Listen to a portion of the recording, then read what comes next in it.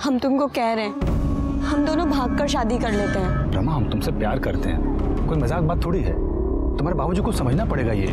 मेरे घर वाले सच में कभी नहीं मानेंगे। हम समझाएंगे तुम्हारे पापा को, देखना वो मान जाएंगे। तुम बिल्कुल टेंशन मत लो। अंकल मेरी बात सुनिए, देखिए पापा प्लीज मत मारो आनंद को। हमारी बात सुनिए, हमारी बात।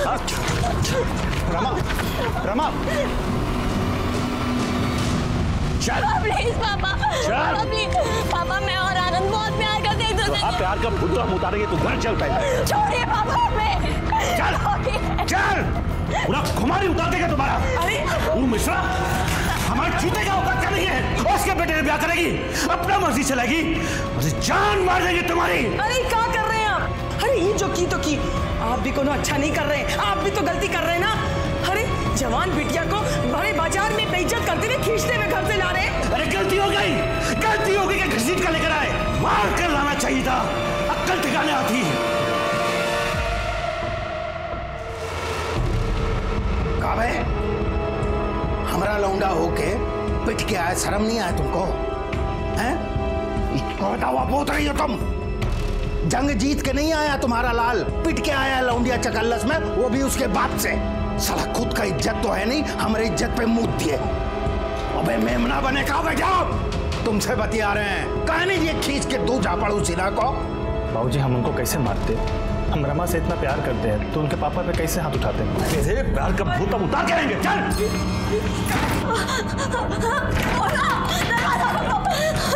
क्या कर रहे हैं? खबरदार जो दरवाजा खोला तो, अब ये दरवाजा तब खोलेगा जब इसका ब्याह होगा। बराबर का लड़का देखकर दूसरे दिन में इस मुसीबत को यहाँ से चलता कर देंगे। आनंद ऐसा कुछ नहीं होने देगा। आनंद हमको बहुत चाहता है, आनंद हमारा ब्याह किसी और से होने नहीं देगा, देख लीजिएगा आप। देखा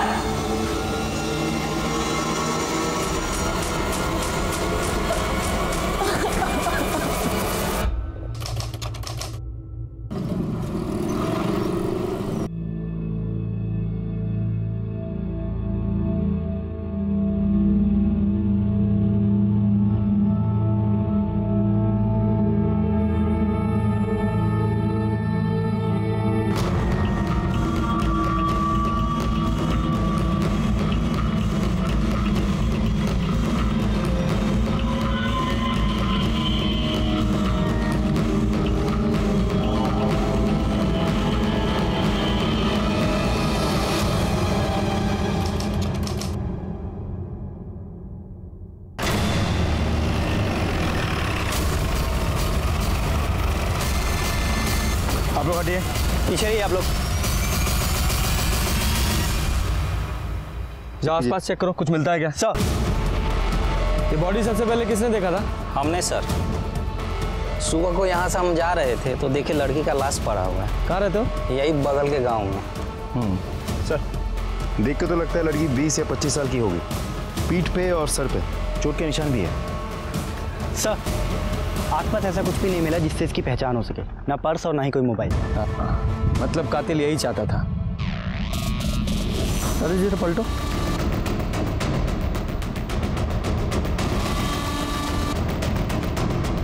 पीठ पे 3 घाव है और सर पे भी चोट का निशान है और आसपास खून की एक बूंद भी नहीं है। इसका मतलब ये हुआ कि इसे कहीं और मारा गया है, बॉडी को ठिकाने लगाने के लिए यहाँ फेंक दिया गया है। संगीता जरा चेक करो, इसके कुर्ते पे कोई टेलर का टैग है क्या? हाँ सर है। यादव जी इस टेलर का पता लगाओ और आसपास के सभी पुलिस स्टेशन में इस लड़की की डिटेल्स भेजो कि 24-25 साल की किसी लड़की की मिसिंग कंप्लेंट दर्ज हुई है क्या। बॉडी को पोस्टमार्टम के लिए भेजो। सर लड़की के कुर्ते पे जिस टेलर का टैग था उस टेलर की दुकान मांझी मार्केट में ही है। टेलर ने लड़की और कुर्ता दोनों की पहचान की है। लड़की का नाम था रमा सिन्हा। लड़की रेगुलर कस्टमर थी, इसीलिए टेलर की रिकॉर्ड बुक से हमें उसका फ़ोन नंबर और एड्रेस मिला था। जब हमने फ़ोन किया तो फ़ोन स्विच ऑफ मिला। फिर हम उस एड्रेस पे पहुंचे, लेकिन घर पे ताला लगा हुआ था सर। आस पड़ोस में पूछताछ करके हमें पता चला कि पिछले कुछ दिनों से वो लोग वहाँ दिखे नहीं, गाड़ी भी नहीं है, शायद बाहर कहीं गई है सर। जब पूरी फैमिली बाहर गई थी तो रमा उनके साथ क्यों नहीं गई? हो सकता है वो अपनी ससुराल में हो। सर उसकी तो शादी नहीं हुई थी, ससुराल में होने का तो सवाल ही पैदा नहीं होता। नहीं यादव जी ये देखिए, रमा की मांग में सिंदूर। लेकिन सर आस पड़ोस में पूछताछ करके हमें पता चला था कि शादी हुई नहीं थी। यादव जी शादी तो हुई थी, लेकिन शायद लोगों को नहीं पता था कि वो शादीशुदा है। और शायद यही उसकी मौत का भी कारण हो। यादव जी, ये रमा के सारे कॉल रिकॉर्ड्स और फ़ोन लोकेशंस निकालिए और इस सिन्हा फैमिली की जितनी हो सके उतनी डिटेल्स निकालो। हम तो रमा को बहुत सीधी सादी मानते थे। अरे सीधी सादी स्कूल टीचर थी, पर ये सुना था कि कोई आनंद मिश्रा के साथ उसका चक्कर भी चल रहा है। और थोड़े दिनों पहले ये भी सुना था कि दोनों परिवारों में घमासान हुआ था। सुना था लाठी तलवार भी भाजी गई थी, वो भी बीच बाजार में। सर, हमको रमा की पर्सनल लाइफ से क्या लेना देना। हम तो इतना बोल सकते हैं कि वो बहुत ही अच्छी और मेहनती टीचर है, ना किसी से दोस्ती ना किसी से बैर, बस अपने काम से काम रखने वाली।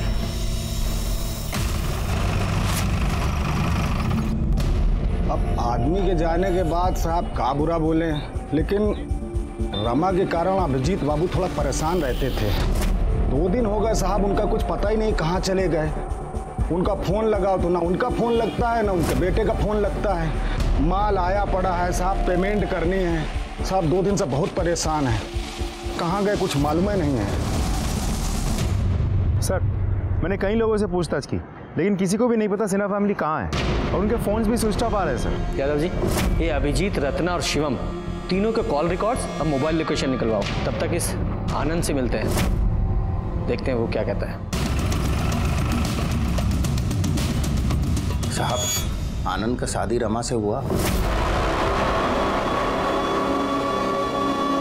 उसके बाद रमा अपनी अम्मा के घर गई आशीर्वाद लेने। एक बार को हम अपनी अम्मा से मिलना चाहते हैं। फिर लौटी नहीं साहब। आप ही सोचिए साहब, हमरे बिटुआ पे का गुजरी होगी। अरे बौरा गया है साहब एकदम। अपने बेटे को बुलाइए, उससे बात करनी है हमें। अरे क्या बात करिएगा साहब, उससे होश ही नहीं है उसको। दिन रात रमा के घर के चक्कर लगाता रहता है। कह रहा था कि उसके परिवार वाले रमा को जबरदस्ती ले गए और दूसरा ब्याह कर देंगे उसका। यह पॉसिबल नहीं है,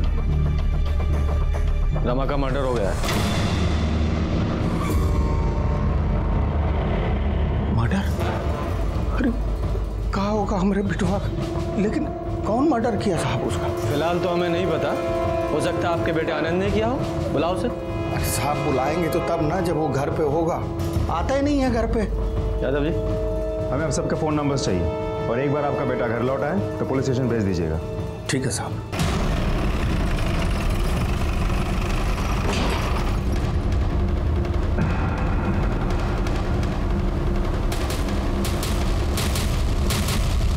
सर, लगता है फैमिली अभी तक लौटी नहीं है। ऐसा ही लगता है।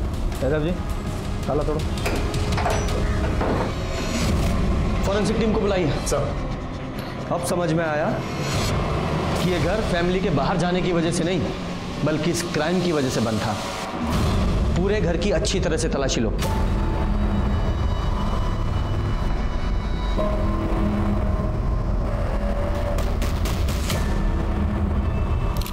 सर,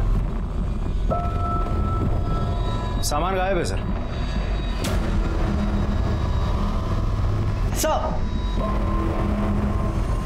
खाली पड़ा था, यहाँ भी कुछ नहीं है। लगता बहुत जल्दबाजी में भागे हैं।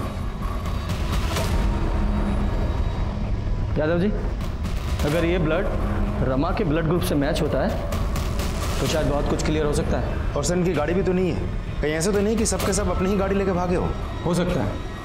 गाड़ी का नंबर मिला है ना सब, उसकी डिटेल सर्कुलेट कराओ। ये लोग भागने नहीं चाहिए और इनकी कॉल रिकॉर्ड्स और मोबाइल लोकेशन भी निकलवाओ। सब।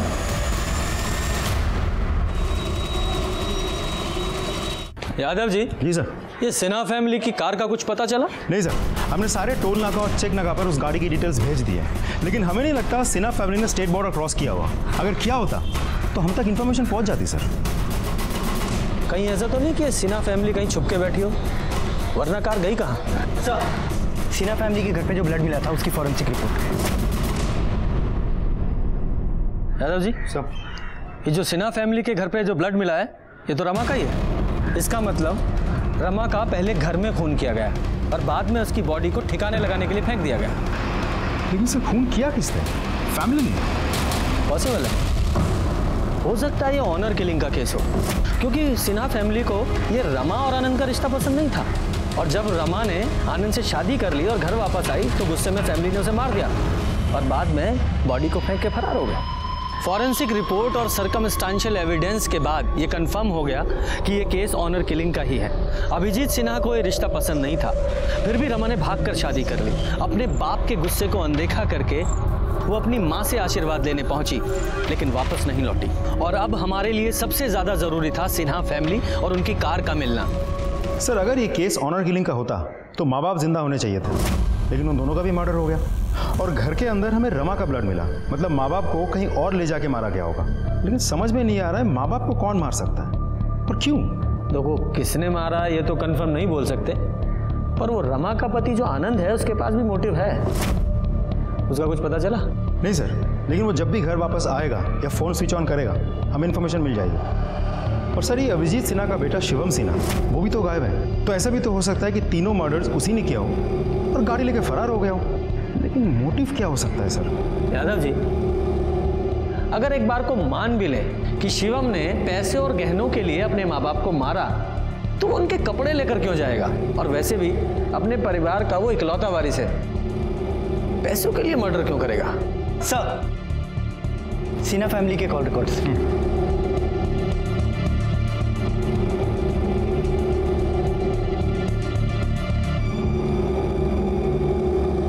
क्या है कॉल रिकॉर्ड्स में Yadav ji? Sir, mobile location के मुताबिक अभिजीत और रत्ना का मोबाइल 11 जून की शाम 7 बजे स्विच ऑफ हुआ था घर के बगल में, जबकि शिवम का फोन 12 तारीख को सुबह 7 बजे स्विच ऑफ हुआ और रमा का फोन सुबह 8 बजे, मतलब 1 घंटे बाद।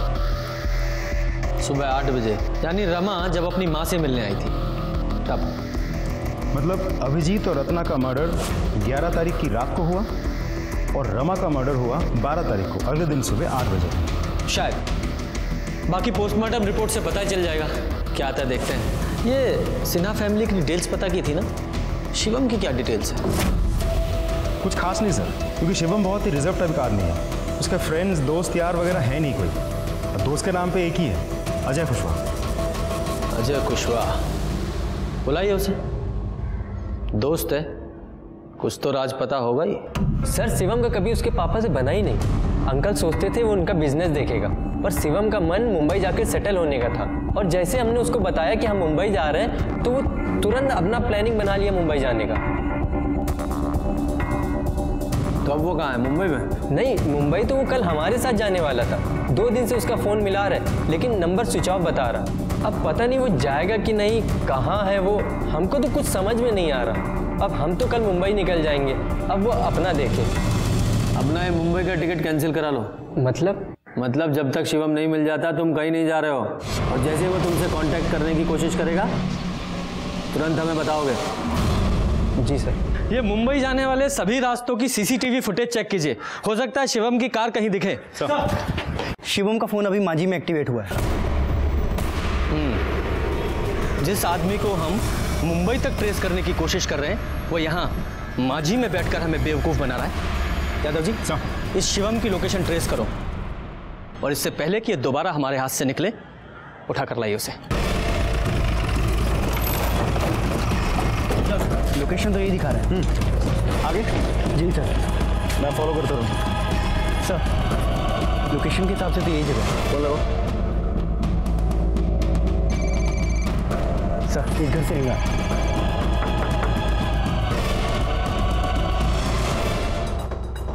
शिवम कहाँ है? शिवम? कौन शिवम साहब? हमको नहीं पता। तुम्हारा नाम क्या है? गोपाल। फोन लगाओ। घंटी की आवाज आ रही है अंदर से। फोन तुम्हारा है? लेके आओ फोन। बात सुनिए सबको।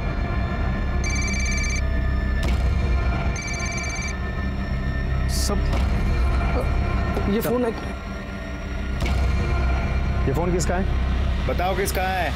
थाने में लेके चलूं? नहीं साहब, ये फोन हमारा नहीं है, पड़ा हुआ मिला था। कहाँ?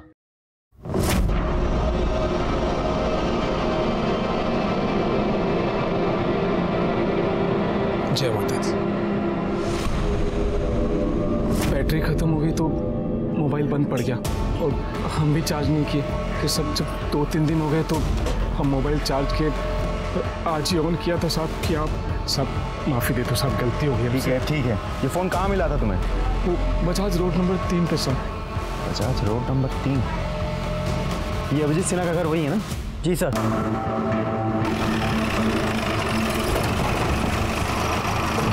चलो दिखाओ कहाँ मिला था मोबाइल। यहाँ पे था साहब, वो एक गाड़ी खड़ा हुआ था उसके नीचे टायर के पास। स्टिकर उसी गाड़ी पे लगा हुआ था? नहीं साहब, यहाँ पे 2 गाड़ी खड़ा हुआ था, एक यहाँ और एक वहाँ पे, वो सलेटी कलर का। सब माता रानी का फोटो देख के हम सोचे थे कि मोबाइल नहीं लेते, फिर लालच आ गया साहब। साहब हम सच करें, इसके सिवा हमें कुछ नहीं पता साहब, माफ़ी दे दो हमको। सर ये दूसरी गाड़ी किसकी हो सकती है? कहीं ऐसा तो नहीं कि शिवम के साथ इन मर्डर्स में कोई और भी इन्वॉल्व है और दूसरी गाड़ी उसी की थी? हाँ हो सकता है, क्योंकि गोपाल को जब शिवम का फ़ोन मिला था तो वो ऑन था। इसका मतलब शिवम ने खुद वो फ़ोन ऑफ नहीं किया था, गलती से उससे कहीं गिर गया था।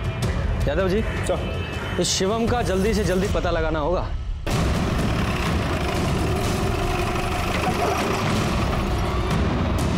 तुम उधर देखो।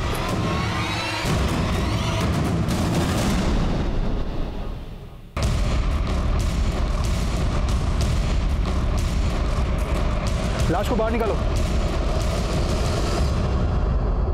हेलो,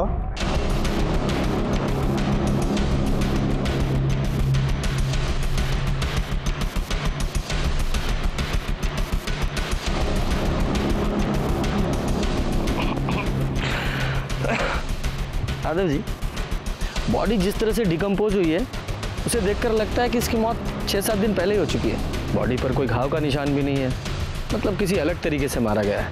खैर जो भी है, रीजन तो पोस्टमार्टम रिपोर्ट के बाद सामने आ ही जाएगा।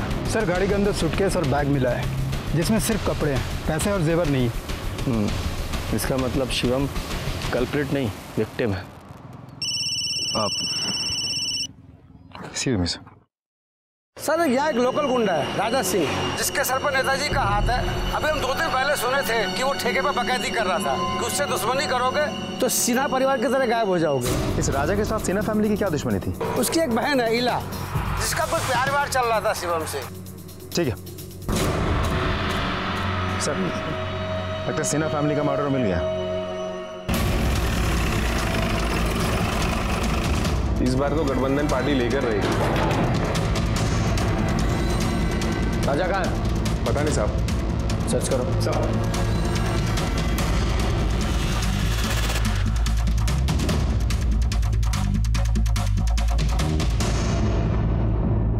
सर ऊपर आइए।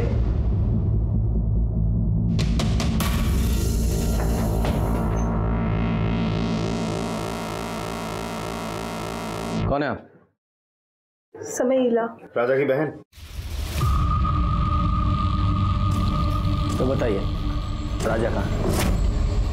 सब मुझे नहीं मालूम। भाई को बचाने के लिए झूठ बोल रही हो? जिसने मेरी जिंदगी बर्बाद की है उसे बचाने का कोई शौक नहीं है मुझे। मतलब? वो चाहता था कि हम अपनी जिंदगी उसके तरीके से जिए। शिवम सिन्हा नाम के लड़के से प्यार करती हूँ मैं। जब ये बात उसे पता चली तो उसने हंगामा कर दिया। जब मैं प्रेग्नेंट हुई तो जबरदस्ती मेरा बच्चा गिरवा दिया। इतने से भी नहीं माना वो। और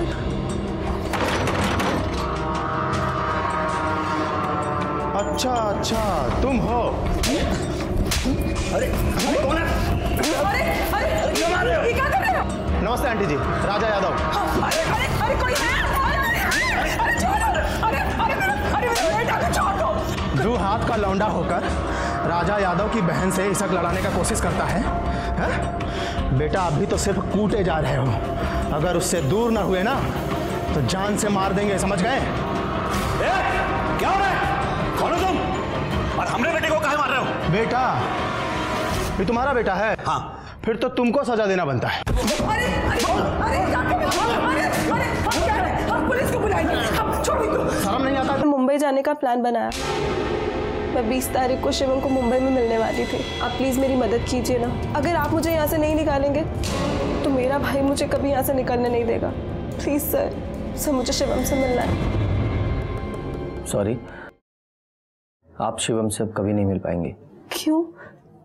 क्या हुआ? उसका मर्डर हो चुका है। क्या?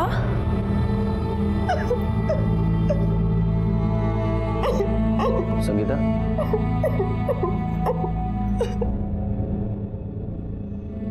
आपकी हालत समझ सकता हूँ। बस एक आखिरी बात बताओ, तुम्हें लगता है तुम्हारा भाई राजा शिवम को मार सकता है? Yadav ji, sir state border seal करो। राजा भागना नहीं चाहिए। सारे खबरियों को एक्टिवेट करो। 24 घंटे के अंदर अंदर राजा मुझे लॉकअप में चाहिए। जी सर। सर, मुझे लगता है आपका शक सही था। शिवम की मौत भी 11 जून को रात 8 से 10 बजे के बीच हुई थी, गला घोटने की वजह से। लेकिन फॉरेंसिक रिपोर्ट के हिसाब से गाड़ी में कोई फिंगरप्रिंट्स नहीं मिले और ना ही स्टीयरिंग व्हील में मिले। लेकिन हाँ, गाड़ी के सीट और डिक्की में जो ब्लड स्टैंड मिले हैं, उसके साथ अभिजीत, रत्ना और रमा के ब्लड ग्रुप मैच हुए हैं। यादव जी, इसका मतलब ये हुआ कि कातिल ने सिन्हा फैमिली की बॉडीज को ठिकाने लगाने के लिए उन्हीं की कार का इस्तेमाल किया और उसपे से सारे फिंगरप्रिंट्स मिटा दिए। लेकिन उसने एक गलती कर दी, उनकी कार से उसने ब्लड स्टेन नहीं हटाए। उसने अभिजीत, रत्ना और रमा तीनों का फोन स्विच ऑफ कर दिया। लेकिन शिवम का फोन स्विच ऑफ नहीं कर पाया क्योंकि उसे पता ही नहीं चला कि उसका फोन कब और कहां गिरा, जो कि बाद में गोपाल को मिला। हो सकता है सर।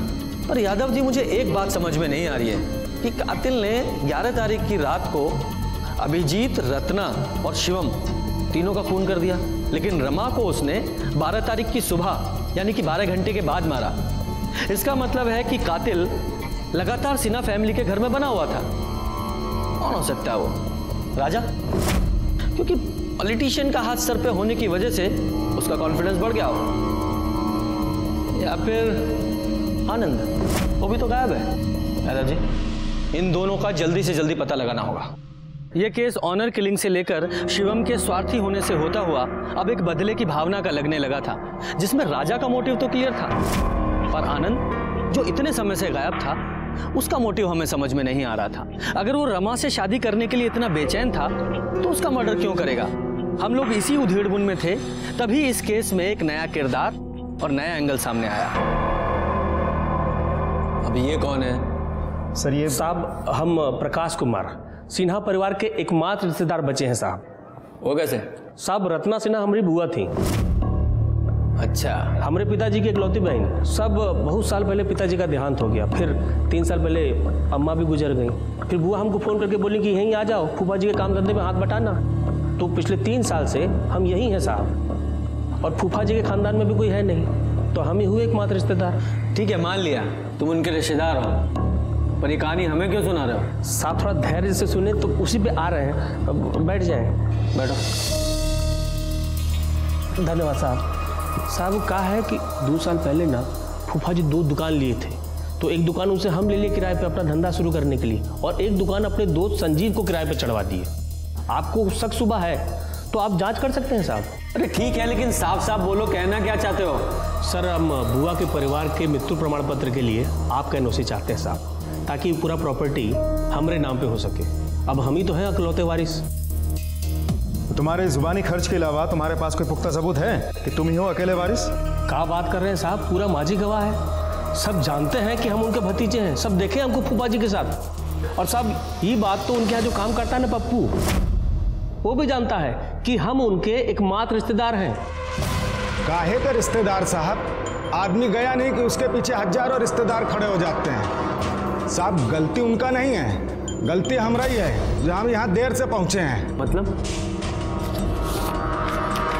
ये देखिए साहब, प्रकाश का है का नहीं हमें नहीं पता है, हमें तो ये पता है कि हम हैं असली वारिस। भगवान हमको एकदम नालायक औलाद दिया है, जिसको हमारा ये बिजनेस पसंद ना है।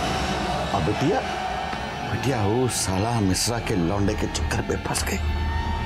भैया, सब ठीक हो जाएगा। एक बात बोले?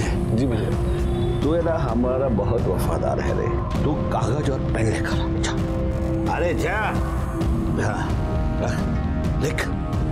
मैं अभिजीत सिन्हा अपने पूरे होशो हवास में ये लिख रहा हूँ कि मेरी सारी दुकान, मकान, सबका मालिक पप्पू है। भैया, ये हम झूठ नहीं बोल रहे हैं साहब, सेठ जी खुद ही लिखा पढ़ी करके गए हैं। इसके हिसाब से जायदाद के हम ही मालिक हुए, और सेठ जी के जाने के बाद हमारे पास एक ही सहारा बचा है, उस पर भी प्रकाश नजर गड़ा के बैठा है साहब।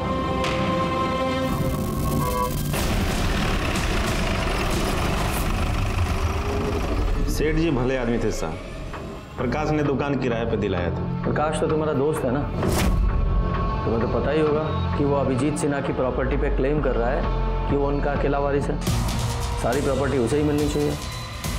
क्या हुआ, कुछ प्रॉब्लम है? कुछ कहना है इस बारे में? हेलो, हाँ ठीक है, तुम नजर रखो, हम पहुंचते हैं। सर, राजा का पता चल गया।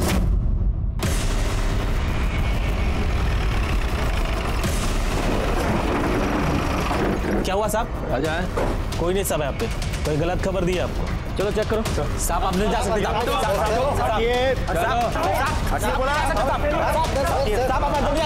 अरे क्या हुआ थे? क्या इतना हल्ला मचा रहे हो?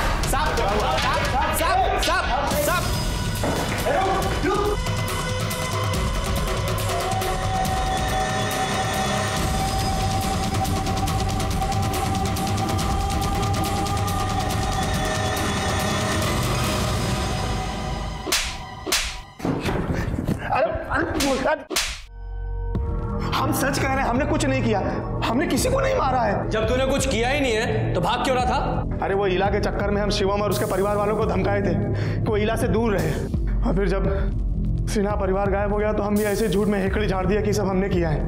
देखिए दरोगा जी, जब आपको लाश मिला ना, हम डर गए कि बेकार में हम धरे जाएंगे, बस इसीलिए भाग रहे थे। हम कैसे मान लें कि तुम सिर्फ हेकड़ी झाड़ रहे थे? तुमने किसी का मर्डर नहीं किया? अरे 11 तारीख को तो हम मांझी में थे ही नहीं।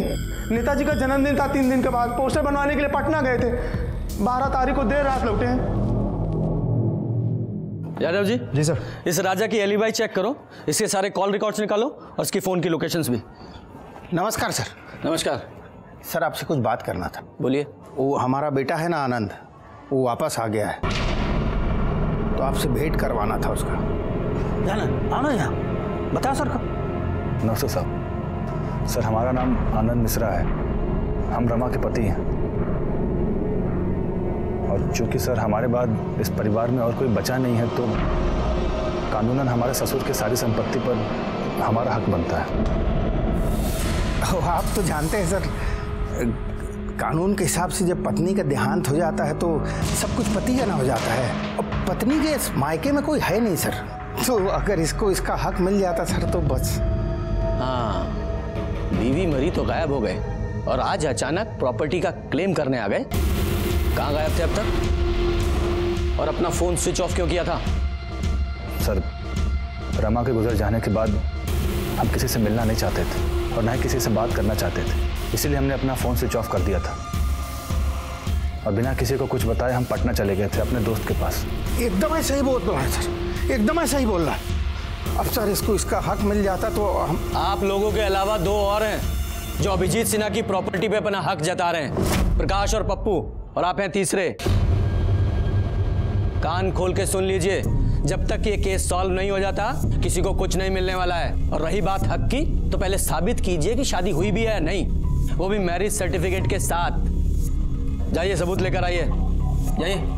नमस्कार। चलो बेटा, हक की बात करने आ गए हैं।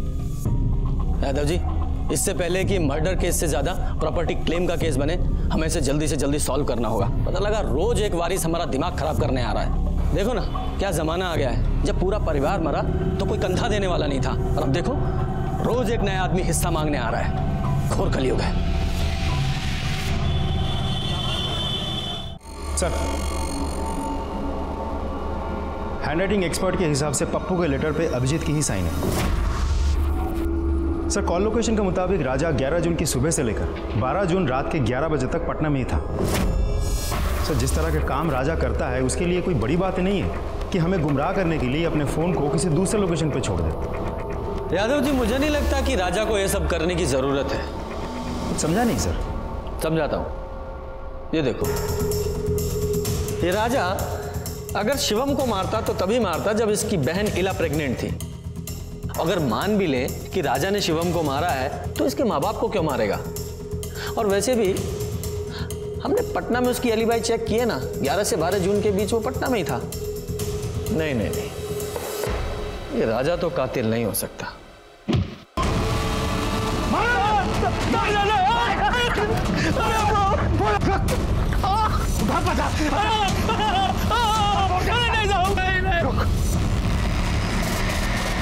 पहुंच गए ना, चुपचाप निकल ले। सिन्हा साहब की प्रॉपर्टी पे सिर्फ हमारे बिटुआ का हक है, क्या समझे?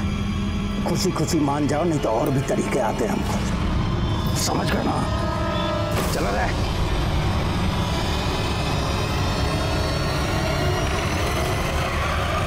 देखो अनुज, मेरा केस की वजह से वैसे ही दिमाग खराब है, ऊपर से तुम ये उल्टी बात कर रहे हो। अगर मैंने कहा है इंटरव्यू के लिए जाना है तो मतलब जाना है। जाओ, तुम्हारे इंटरव्यू की पूरी रिपोर्ट लूंगा मैं, समझे तुम? हाँ, रखो अब। सर, संजीव झा ने कल रात को सुसाइड कर लिया है। क्या?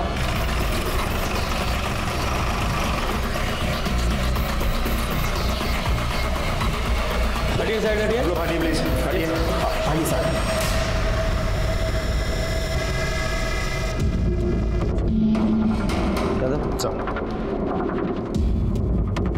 बॉडी को सबसे पहले किसने देखा? हमने देखा था साहब, हम इनके घर में दूध पहुंचाते हैं। 3 महीने का उधार था साहब, सोचा इस बार पैसा लेकर ही लौटेंगे। बहुत देर से दरवाज़ा खटखटाए रहे पर दरवाज़ा नहीं खुला साहब। तब हमने खिड़की से झांक कर देखा साहब, तो हमने इनको लटका हुआ देखा। हमने मकान मालिक को फ़ोन किया और बाद में आपको भी कॉल किया साहब। एम्बुलेंस को कॉल करो। सर, शराब पी रखी थी इसने, दिखाओ। शायद शराब के नशे में इसने आत्महत्या कर ली है। ऐसा ही लगता है। इन सबको फॉरेंसिक के लिए भेजो। Yadav ji sir, postmortem report जल्दी से जल्दी चाहिए।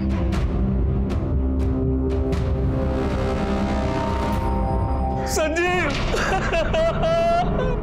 अरे तुम क्या कर लिया संजीव?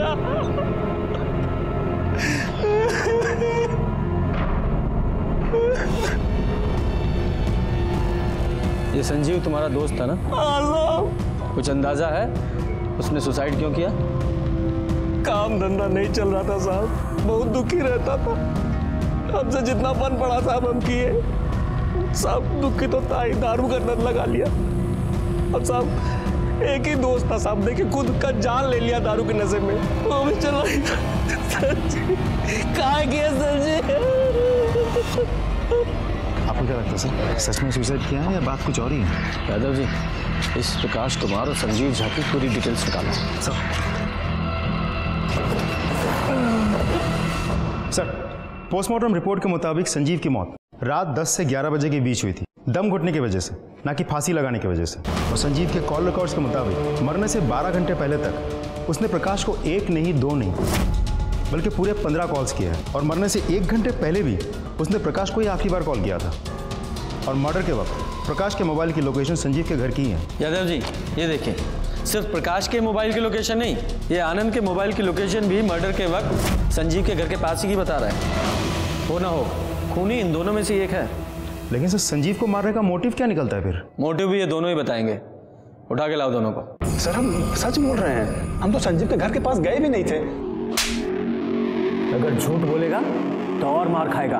मार से बचना है तो सच बोल। बोल, सच बोल। सर ये सब हम अपनी मर्जी से नहीं कर रहे थे, ये पापा हमको सिखा पढ़ा करके भेज रहे थे। उन्होंने ही कहा था कि संजीव को जाके बोले कि वो दुकान खाली कर दे। और जब सर ये बात हम बोल कर निकले तब तक वो जिंदा था। और सर उसके बाद हम पप्पू के पास चले गए कि वो प्रॉपर्टी पे क्लेम ना करें। सर आप यकीन मानिए, ये सब पापा हमसे जबरदस्ती करवा रहे थे। हमको कुछ नहीं चाहिए सर, हम तो सिर्फ रमा से प्यार करते थे और वो हमें अब कभी नहीं मिलेगी सर, हम उसे कभी देख नहीं पाएंगे। इसकी हालत देख के तो ऐसा नहीं लगता है किसी का खून कर सकता है, और रमा का तो बिल्कुल नहीं। अब देखते हैं ये प्रकाश क्या बोलता है। वैसे प्रकाश के बारे में मैंने एक चीज नोटिस की थी जो मुझे याद नहीं आ रही, क्या थी वो? सर अब अच्छे से याद कीजिए, अब तक हम प्रकाश से सिर्फ 2 ही बार मिले हैं। पहली बार जब वो पुलिस स्टेशन आया था डेथ सर्टिफिकेट के लिए हमसे एनओसी लेने, और दूसरी बार जब संजीव ने सुसाइड किया था, हम उसके घर से निकल ही रहे थे और वो वहाँ पहुँचा था। याद आया यादव जी, जब हम प्रकाश से मिलके अपनी गाड़ी की तरफ जा रहे थे तो मैंने नोटिस किया। सर गोपाल, जिसने शिवम का मोबाइल उठाया था और जिसने स्टिकर और ग्रे कलर की गाड़ी के बारे में हमें कहा था, जो मर्डर के दिन अभिजीत सिन्हा की गाड़ी के साथ पार्क की हुई थी।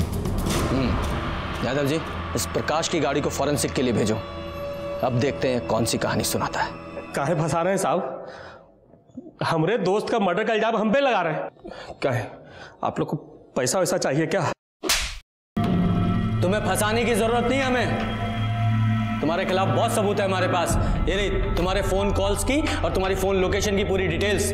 संजीव को मारने से पहले तुमने उससे फोन पे बात की थी ना, फिर अपनी दुकान से उसके घर गए थे ना, वहां आधा घंटा रुके थे और उसके बाद 8:15 बजे तुम अपने घर गए थे। बोलो, आधा घंटा क्या कर रहे थे वहां? साहब इसमें कौन सा बड़ा बात है साहब? संजीव दोस्त है हमारा, दुखी था, उसका काम धंधा बंद है, सांत्वना देने गए थे और साहब एक आधा घंटा बाद वापस भी तो आ गए थे। हाँ, कहानी अच्छी है। अब ये भी बता दो, तुम्हारे गाड़ी के पीछे जो ब्लड स्टेन मिले हैं वो किसके हैं? अरे साहब वो तो मुर्गे का खून है साहब। दोस्तों के साथ पार्टी किए थे, 20 किलो मुर्गा कटवाए थे, वही गाड़ी में लेके गए थे साहब। वो मुर्गे का खून नहीं, वो इंसानों का खून है। अभिजीत सिन्हा और रत्ना सिन्हा के ब्लड से मैच करता है वो। सच सच बोलो, वरना यादव जी को बोलेंगे तुम्हारी ऐसी रेल बनाएंगे कि झूठ बोलने लायक नहीं रहोगे। यादव जी बोल। रत्ना बुआ का प्रॉपर्टी हमको मिल रहा था साहब, तो इस संजीव दुकान छोड़ने को तैयार नहीं था। ऊपर से साहब किराया देने के लिए भी मना कर दिया था। बोलता था कि तुमको तो सब फोकट में मिल रहा है, तो काहे दुकान का रेट लगाए हुए हो। साहब दोस्तों के साथ चिरकुट जैसा बात कर रहा था, तो हमको भी गुस्सा आ गया, तो हम उसके घर पे गए और ऐसा दिखाए कि जैसे हम उसका बात मान लिए। हमको मालूम था कि तुम हमारी परेशानी जरूर समझोगे। I love you, I love you. नहीं, ये तो हमें समझ में आ गया कि तूने प्रॉपर्टी के लिए मारा, लेकिन सिन्हा फैमिली को मारा कैसे? वो लोग बार बार बोल रहे थे कि किराया भरो नहीं तो चलते बनो। अब साहब अपने सगे भतीजे के साथ ऐसा भी करता है क्या? दुकान खाली करो का धमकी सुन सुन के ना उपटा गए थे एकदम। तो हम सोचे कि मार डालेंगे, तो फिर हम फूफा जी को फोन किए और कहे कि किराया देने के लिए हम घर पे आ रहे हैं। देखो, हमको 6 महीने का पूरा किराया चाहिए, कौनो बहाना नहीं। चिंता मत कीजिए फूफा जी, आज के बाद आपको कोनो तकलीफ नहीं होगा। पापा क्या हुआ बाबू? सबका लाश गाड़ी में डाल के ठिकाने लगाने का प्लान बनाए थे। सबका फोन लिया, स्विच ऑफ किया, लेकिन साहब हमको शिवम का फोन नहीं मिला। तो हमें कुछ समझ में नहीं आ रहा था, तो हम घर चले गए। फिर सोचे कि अगले दिन उन्हीं की गाड़ी से उन्हीं लोगों का लाश ठिकाने लगाएंगे। अगले दिन उनके घर पहुंचे, उनके गाड़ी की चाबी ढूंढ ही रहे थे, तभी साहब। अम्मा,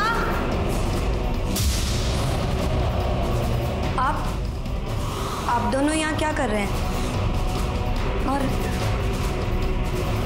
अम्मा पापा कहाँ हैं? वो लोग बाहर की साइड है क्या? सर अब परिवार में कोई बचा नहीं था, तो हमको लगा कि सब हमको ही मिलेगा। अब प्रॉपर्टी पे हक तो तुम्हें मिलने से रहा। हाँ, जिस सजा के तुम हकदार हो वो जरूर तुम्हें मिलेगी। जैसे अच्छे कर्मों का फल देर से ही सही पर मिलता है, उसी तरह जुर्म की और पाप की सजा भी तय है। ये केस शुरू हुआ था एक लड़की के कत्ल से, जो शुरू में ऑनर किलिंग जैसा लग रहा था। शिवम का एंगल सामने आया तो प्रॉपर्टी के स्वार्थ जैसा लगा। राजा का एंगल जब सामने आया तो बदले की भावना से किया गया लगा। और जब सच्चाई सामने आई तो पता चला एक स्वार्थी रिश्तेदार ने प्रॉपर्टी के लालच में अपने ही लोगों के पूरे परिवार को खत्म कर दिया था। इस केस में 1 2 नहीं, पूरे 4 बेगुनाह लोग मारे गए थे। कुल मिलाकर ये जरूर समझ में आया कि जुर्म ने दस्तक दी थी। पहली दस्तक तब मिली जब प्रकाश ने अपने रंग बदलने शुरू किए, और दूसरी दस्तक थी संजीव की एंट्री, जब प्रकाश अपने ही जैसे एक मक्कार को ले आया। सच्चाई ये है कि बुरी संगत में कोई भी अच्छा काम नहीं हो सकता। इसलिए मेरा मानना है, जब भी बुरी संगत में पड़ो सतर्क हो जाओ, वरना ये जुर्म की दस्तक हो सकती है। इसी के साथ मैं सीनियर इंस्पेक्टर रंजीत ठाकुर आपसे विदा लेता हूँ। फिर मिलेंगे एक नए केस के साथ। तब तक सतर्क रहिए और देखते रहिए क्राइम पेट्रोल दस्तक। मकसद बताना नहीं, बचाना है। जय हिंद।